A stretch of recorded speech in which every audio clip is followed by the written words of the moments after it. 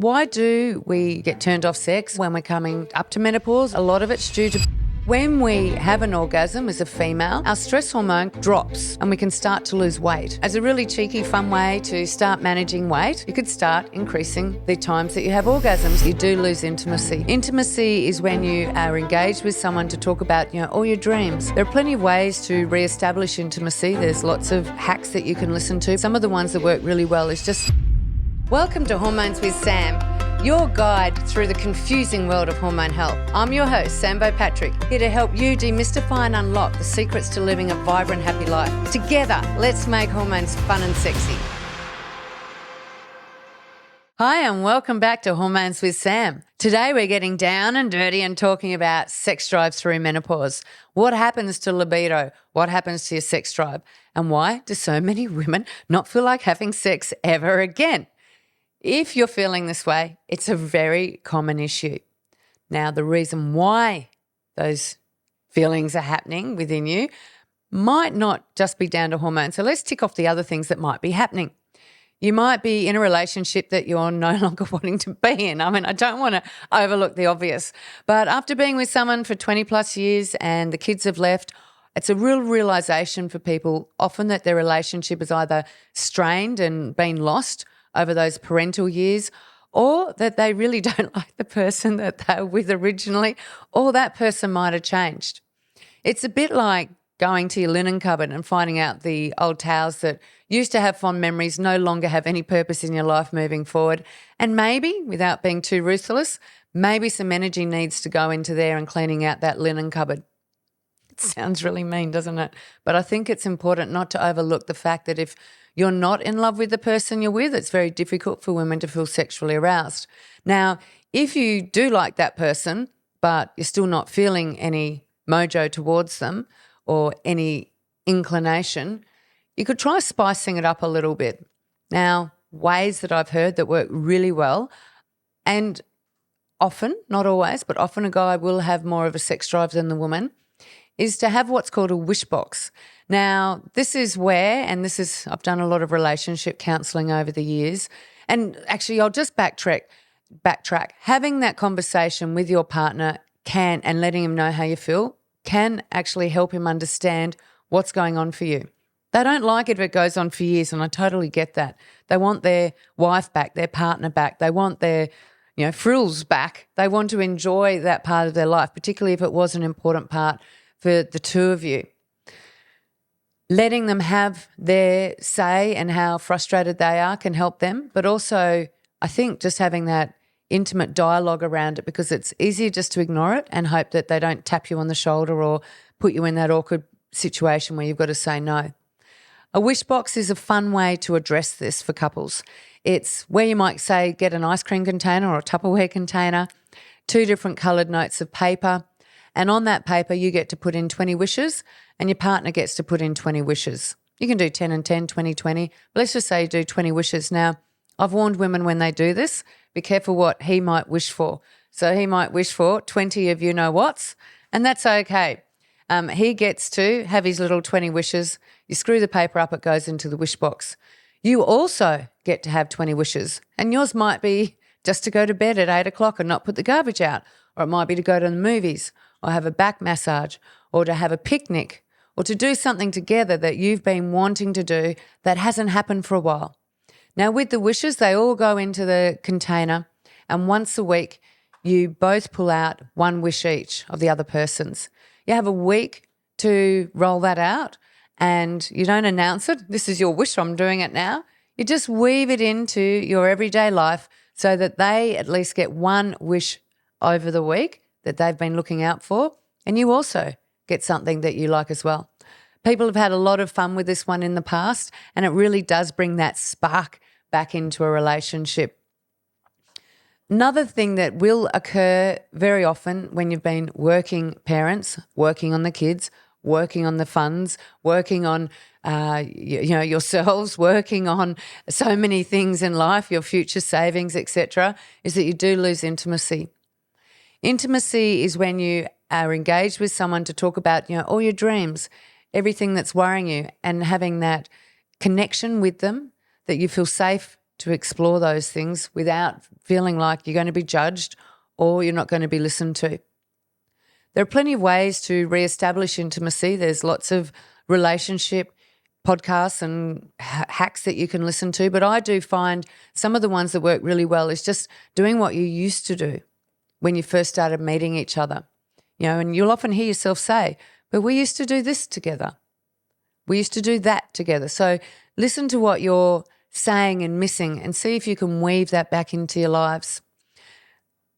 Looking at each other, believe it or not, there was this study that showed that partners looking into each other's eyes for 30 minutes a day, sitting opposite each other, made a massive difference to their connection at the end of that time. And I've heard of another study where couples were brought in and asked to procreate or have intercourse every day for a month, whether they liked each other or not, whether they felt like it or not, and that also brought them back to feeling closer as a couple, more intimate, and the desire went up. Looking at your partner in their eyes, giving your relationship that opportunity to connect can make a really big difference to your desire and bring you as a couple closer together. So just backing up a little bit though, why do we get turned off sex or don't feel like it anymore when we're coming through up to menopause or going through menopause, and very commonly after menopause? It's going to come down to hormones, right? Of course. So what are some of the hormone changes? Why do they occur and what can you do about it? One of the big ones through this time, and a lot of it's due to burnout. Remember, by the time you've hit menopause, you've had 40 plus years on the planet, many women now working, doing multiple roles, still trying to be a full-time mum, and just finding that their battery's quite flat. Testosterone will drop. When testosterone drops, our sex drive will follow as well and drop away as well. Normal testosterone levels are very important to have an active sex drive. If you're tired, if you're not sleeping well, if you're flushing, if you're exhausted, you won't produce that testosterone, and it's highly likely your sex drive is going to drop off. In fact, I know for women who've been clients of mine, it's a real one of those things that they can start managing themselves and knowing that they're starting to burn out, because sex will just be the first thing that goes off their list to do that day, and they'll start to see that pattern and know that they're burning out. Estrogen levels change through that transition time as well. Now, if estrogen goes up, which will happen if we're carrying extra weight, if we're maybe eating lots of dairy, if we're not exercising, high estrogen can switch off our sex drive. It also can be associated with low estrogen, which is often what all the symptoms of menopause are put down to. Oh, you've got low estrogen, here, have some estrogen. In my experience, that's not the case. In my experience, 30% of women actually have too much estrogen. About 30% are normalising their estrogen, and the other 40% might have low estrogen. Once again, often coming back to burnout. Considering burnout and what you might be able to do to pull back a little bit on life is what I call the Health Queen traffic light system of managing stress. Stress is usually the reason why we're burning out, or we're doing too many things for too many other people and not giving ourselves the time we need each day to have those full flourishing hormones. Now, the Health Queen system of managing stress goes a little like this. We've all got 24 hours in our day, and they are in 60-minute blocks. How we allocate those chunks of time will depict what happens to our hormones and how we feel about ourselves and our feelings of success and accomplishment over the day. Now, some of those activities, there's 3 different sorts that I'll explain: red light, amber and green, just like a traffic light system. With the red light activities, they take us away from higher purpose. They drain us. They exhaust us. And for the 60 minutes that we put in, we certainly don't really get that value back out, and they make us tired. You might want to think of some of the red light activities for you. They might be things like sitting in waiting rooms, waiting to go and see the doctor, waiting at airports, having planes delayed, doing activities that you don't really enjoy that drain you. You can write a list now if you like and pause the podcast, or come back to this and do it all at once. Amber activities are things that are okay, like a fair exchange of your day. I think of family barbecues, work hopefully is amber for you. So you put an hour in and you get that hour back. It's reasonable. You don't feel necessarily stressed by it. It's a fair exchange of energy. And I guess most of our day hopefully is spent in amber. Now, green light activities are secret powerhouses. That's where you put 60 minutes in, might be yoga or Pilates or something you really love, and you get that 60 minutes back, so it's really worth your while. It makes you feel restored, balanced, and during that time you're secreting those two incredible hormones, oxytocin and dopamine. When those hormones go up, we assist to elevate all the other imbalances in our body. So it can help us make testosterone and feel good about ourselves. It can help reduce cortisol and stress hormones if that's a problem for us. Green light activities tend to be things that you love, things where you lose track of time. So it might be bushwalking or stand-up paddling or swimming or getting massaged or doing some art. These are activities where you're generally just in that beautiful, blissful state. They are also, it's very interesting, the more of those you do, the more likely you are to feel sexier about yourself because dopamine's a really key hormone for our self-esteem. I've found that when women have their day stacked with these red light activities, their sex drive will often drop down.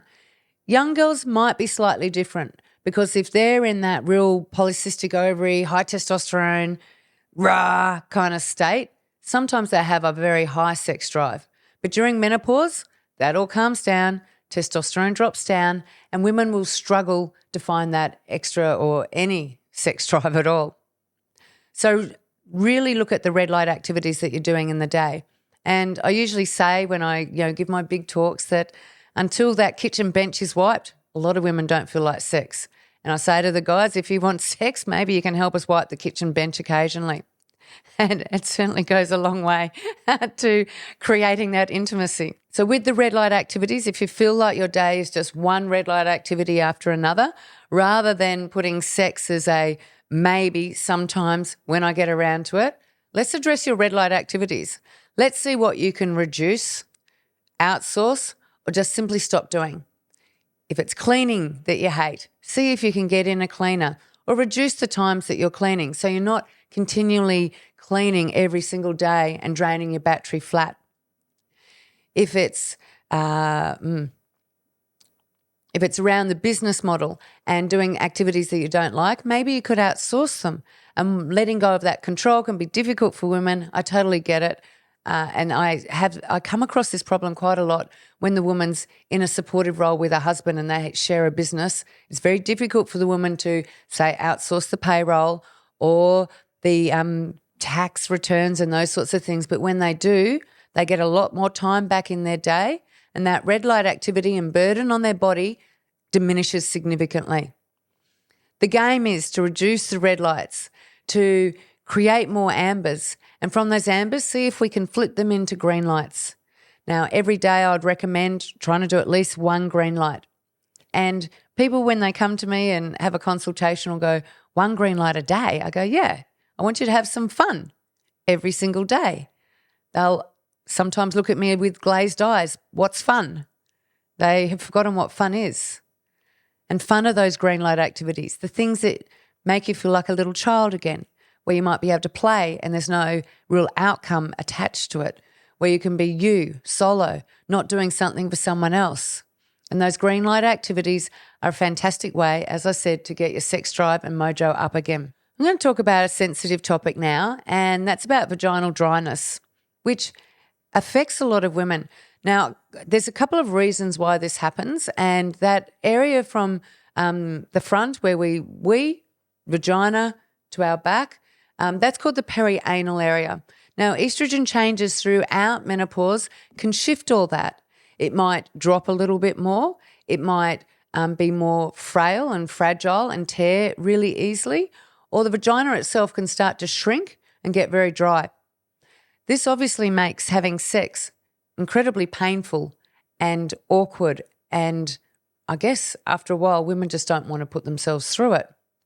So addressing your hormone changes that could be happening in your body, once again doing that saliva test, is a game changer. Find out if your estrogen's too low, find out if your progesterone's too low, and then you can make some changes so you can naturally start lubricating your vagina on your own.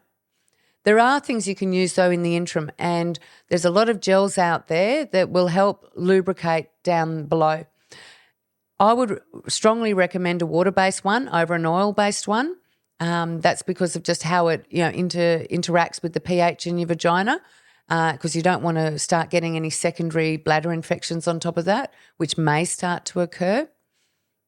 I'd also, and I have done with kind of little cheeky smiles, recommended that women start using sex toys or dildos, because they also can keep that vagina nice and stretched. And just like anything, if it's not used, it will start to shrink, just like your calf muscles. If you're not using them, or your biceps, the vagina is no different. It will start to shrink. So you want to be able to use it to keep it, accommodating what it might need to accommodate. And while we're talking about dildos and sex toys and self-pleasure, when a woman has an orgasm, she releases a lot of oxytocin. Now, oxytocin, that beautiful hormone that we release when we're doing our green light activities, is one of the most powerful ways for weight loss. So I'll let you join the dots here, but you don't need a partner to have an orgasm. But if you do regularly and you bring your oxytocin up, that will drop your cortisol. It's a really cheeky but fun way to start managing weight. When a woman has an orgasm, she releases her body's flooded with oxytocin. Oxytocin is the antidote to stress. You can't actually be stressed and have an orgasm. So when we have an orgasm as a female, our stress hormone cortisol drops. When cortisol drops, often our insulin will drop and we can start to lose weight. So as a really cheeky, fun way to start managing weight, you could start increasing the times that you have orgasms. Now, that doesn't require a partner. I mean, it's nice if you are in a relationship to bring that spice back into the relationship. But if it's something you don't want to involve someone else with, or maybe you're single and on your own, go to a sex shop, find out what little fun things they have in there. Feel okay with your body and feel okay to want to have an orgasm. And if that doesn't get you over the line, think about doing it for weight loss. It's probably like a 30-minute gym workout, and you can just do it from your bedroom, and no one will see you in the mirror. If you've been delivered the information either through a saliva test that you've done with me or from some other source, and you've found that your estrogen is low and you believe that that's a contributing factor for low sex drive or being dry down below, you can look at ways to improve your estrogen levels. Now, once again, going back to a lot of the symptoms, in fact, majority of the symptoms experienced through menopause are because you are burnt out. The effort needs to be in managing the burnout, looking at those red light activities. What can you start saying no to? Give yourself the permission to put yourself first so you can start balancing those hormones. And often your body will just pick up itself and send you through menopause very quickly. If that's not an option for you, or if you feel you're too busy or really not too sure where to start, and I have a program called the Menopause Mastery Program that helps you with all of that, then you might want to consider bioidentical hormones or HRT. Now, I would say these are an absolute last resort. I firmly believe and really encourage you to try and navigate your way through menopause naturally. And there's a few reasons for this. I just think in the years that we're living now that women are stepping into their own, that we have the opportunity to not have to work as hard once we've worked out some funding there, but to pull back on things that we might have had to do in the past. We just don't need to do it anymore. The female body is perfectly designed to go through menopause. And I know if we, as the generation going through menopause now, don't start showing the upcoming generations that, we don't all go crazy and lose our load, then what are they going to think? They're going to start reaching out for drugs from a very young age. And the human body, the female body, is perfectly designed to go through this. So I think we owe it to younger generations and to ourselves to try and give menopause a crack naturally. Now, as I said, if you can't get on top of that, or you've got someone in your life pushing you towards bioidentical or hormones or HRT, there are some options available. You'll need to see someone who specialises in prescribing these though, and they'll often use blood test, which I've discussed in previous podcasts, is quite inaccurate, and they'll try and determine what they think your body may need. Now, some of the bioidentical hormones, which means bio meaning biological hormones, so they're meant to be similar to your own natural hormone production, are DHEA, testosterone, estrogen, progesterone. They're very common ones that they'll put into either a tub of cream that you might rub onto your thighs or forearms. They can also formulate a specific mix for you that goes through what we call a troche, which is like a little gum that'll come in a pack, and you pick that little troche up and rub it into your gums each day. Or some people will swallow and have the formula in a capsule form. They're still external hormones. And when you give your body external hormones, you deny it the opportunity to balance the hormones itself, which it perfectly can do itself. The HRT side of it, once again, synthetic hormones written by a doctor, sometimes based on a blood test, sometimes just on your symptoms. I think, nowadays and age with all the other options, the last resort. Even though in Australia at the moment, women are being told that they're broken during menopause and that they need hormones in their body, and a pill is the only way to achieve that. It's just not true. With the right balancing, getting rid of those red lights, increasing the greens, you will transition. Some of the herbs, and this is general information only, that may help you with increasing your testosterone or your mojo, are maca, which is a powdered root from a South American root, and you can put that into your smoothies. You can have it as a capsule.